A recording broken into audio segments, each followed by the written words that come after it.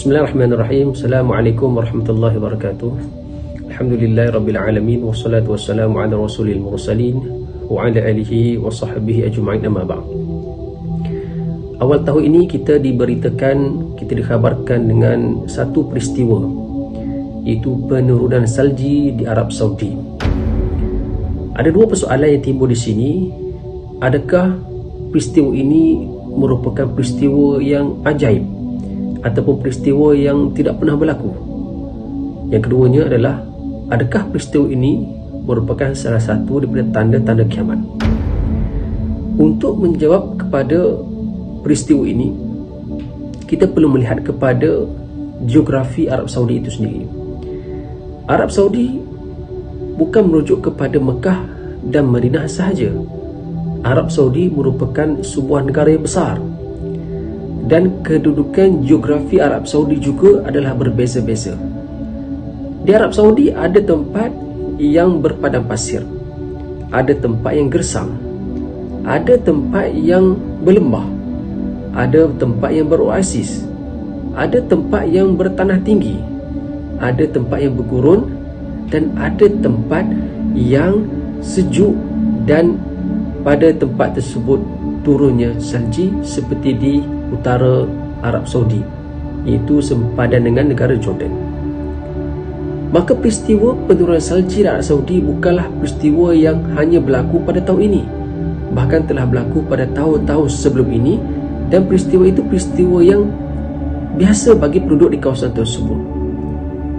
Yang berbeza adalah kadar penurunan salji pada tahun ini, dan keluasan penurunan salji itu adalah luas sedikit berbanding tahun-tahun sebelumnya, menyebabkan rakyat, menyebabkan manusia, menyebabkan seluruh manusia di muka bumi ini melihat bahawa ini keajaiban yang besar berlaku di sebuah negara yang panas. Di Arab Saudi bukanlah kita katakan bahawa kawasan tersebut adalah panas sepanjang tahun.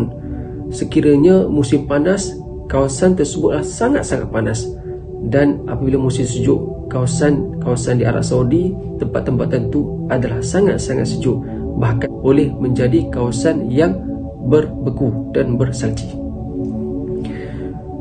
Yang keduanya adalah, adakah peristiwa ini merupakan tanda daripada tanda-tanda kiamat? Untuk menjawab persoalan ini, kita perlu melihat kepada hadis baginda Nabi SAW.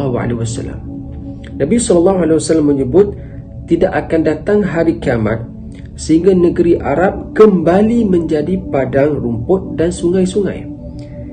Hadis riwayat Muslim. Gambaran daripada hadis ini merujuk kepada tidak akan berlakunya kiamat sehingga negara Arab iaitu akan kembali kepada satu keadaan yang berumput dan bersungai.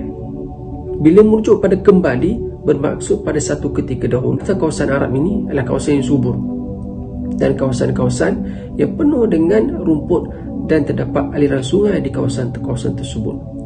Walau bagaimanapun, perubahan kepada geografi dunia menyebabkan kawasan tersebut menjadi gersang, dan akhir zaman akan kembali subur, sebagaimana sabda Nabi SAW menggambarkan bahawa kita menghampiri kepada kiamat. Persoalannya, adakah peristiwa itu sama berlaku seperti mana di Tabuk, yang mana bersalji? Wallahu alam, kita tidak boleh mengatakan ya atau tidak boleh mengatakan tidak, kan itulah kuasa Allah Subhanahu wa taala.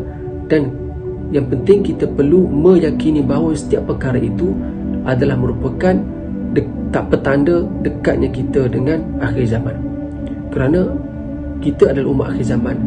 Nabi SAW juga adalah Nabi akhir zaman, dan Nabi memberi peringatan kepada kita supaya sentiasa berwaspada dengan fitnah akhir zaman, sebagaimana doa yang Nabi anjurkan supaya kita dapat ikut, iaitu Allahumma inni a'udzubika min azabil qabr wa min azabi jahannam wa min fitnatil mahya wal mamat wa min fitnatil masih ad-dajjal.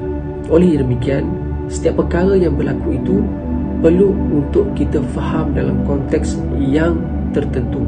Tidak boleh kita mengatakan bahawa situasi berlaku ini adalah ini tanda kiamat.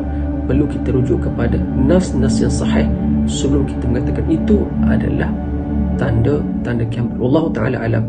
Assalamualaikum warahmatullahi wabarakatuh.